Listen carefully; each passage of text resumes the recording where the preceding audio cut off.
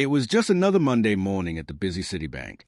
The usual line of customers waited impatiently. Employees shuffled papers, keyboards clicked, and the smell of fresh coffee floated in the air. Everyone moved through their routine like clockwork until the door creaked open. In walked an old black man.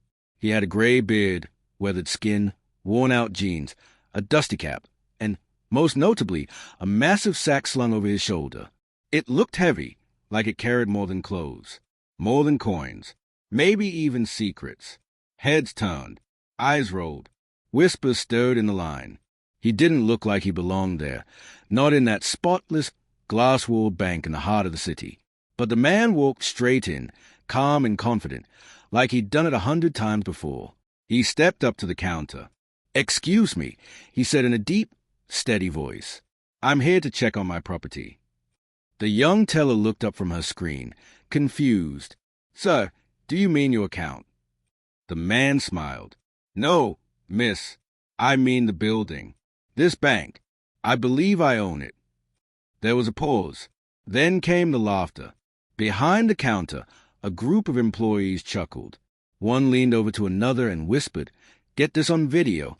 It's about to go viral." A few customers turned around, amused, but the old man didn't flinch. Instead, he gently lowered his heavy sack to the floor with a solid thump. Then he reached in.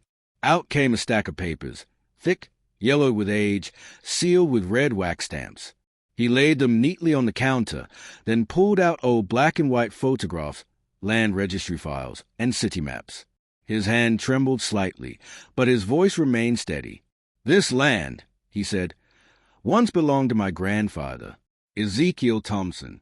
He was a businessman, a builder.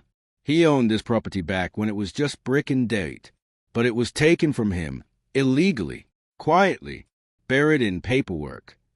The laughter faded. Now the teller looked at the documents.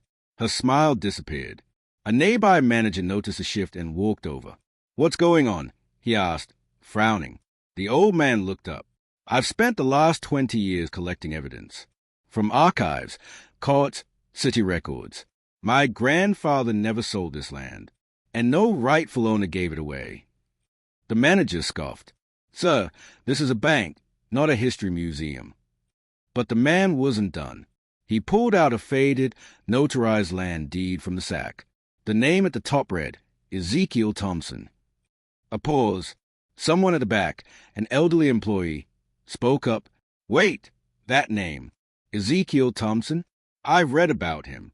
Owned several plots around the city in the early 1900s. Disappeared after a legal fight with the city. Some said the land was stolen during redevelopment." The bank manager's smile vanished. The old man continued, "My grandfather fought for this land, but he was a black man in a system that didn't care. So they buried his case. My father tried to dig it up. He died trying. Now it's my town." By now, curious customers began filming. Others were Googling the name. The documents were passed around. Several employees looked stunned. A call was made to the bank's legal team. They arrived within the hour, suit sharp and expression serious.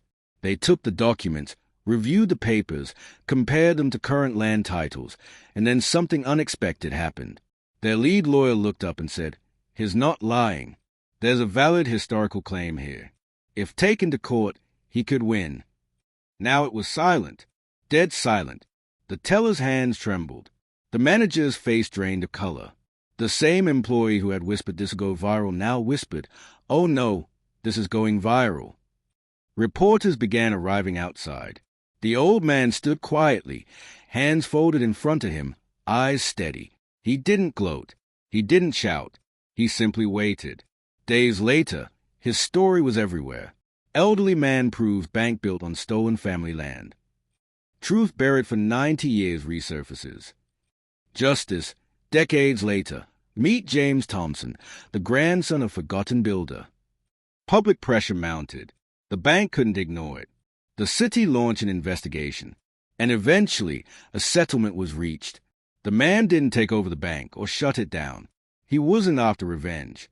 He requested two things: a portion of the bank's profit to fund a youth business center in his grandfather's name, a plaque outside the bank reading, On this land once stood the dream of Ezekiel Thompson.